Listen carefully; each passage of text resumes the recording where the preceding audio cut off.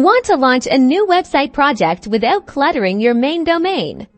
Let's dive into creating a subdomain on Hostinger and installing a fresh WordPress site on it in under 90 seconds. First, log into your Hostinger account, navigate to the Websites section, and then select Subdomains here. You'll enter your desired subdomain name think something like blog or shop followed by your main domain. Click Create to set it up.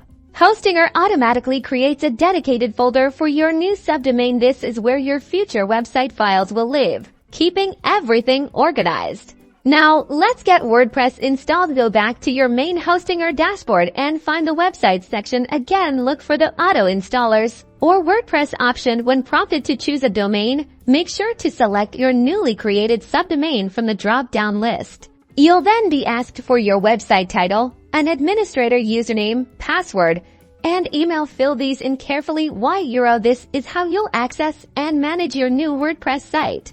Click Install and Hostinger will handle the rest, automatically setting up WordPress on your subdomain. And there you have it. A brand new WordPress website live on its very own subdomain. You can now visit your new site and start building easy as that.